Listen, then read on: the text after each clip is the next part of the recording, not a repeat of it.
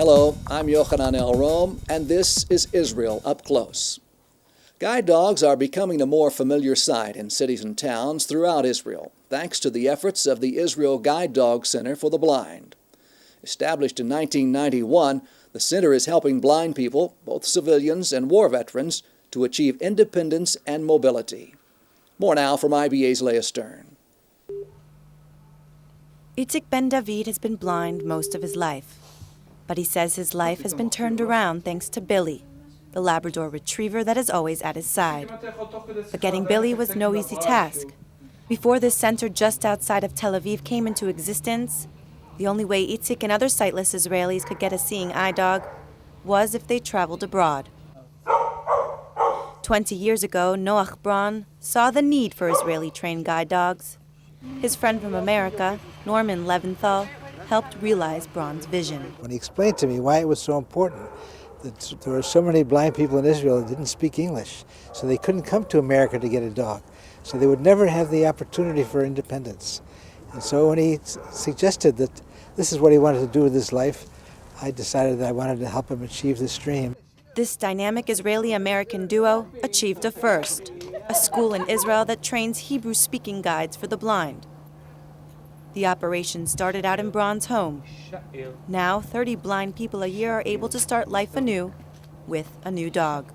It's an amazing process. We take two very simple things. We start with a puppy and a person, and we make a partnership.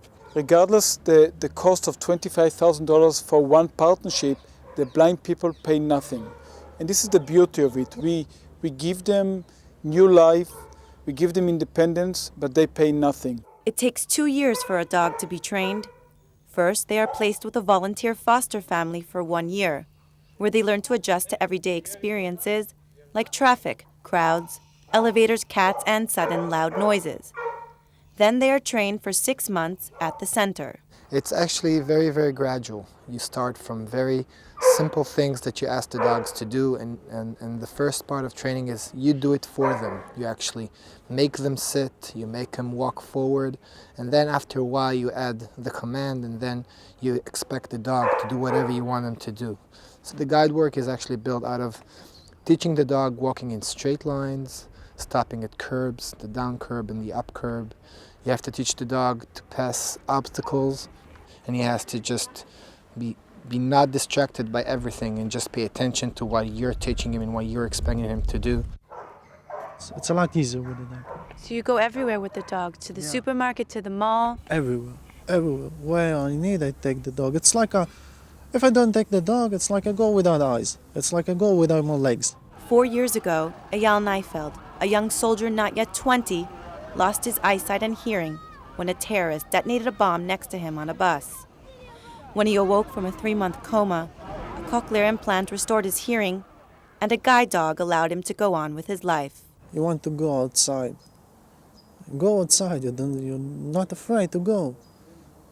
You know that you can count on him in 100% and even more than that. And it's not only a guiding dog, it's a friend. Aviva Stern is an energetic mother of 3 who loves to folk dance.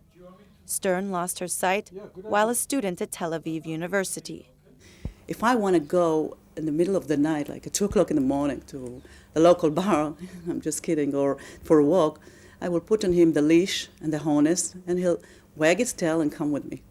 But if I ask a relative or friend or my child, they just tell me that they want to sleep or forget it.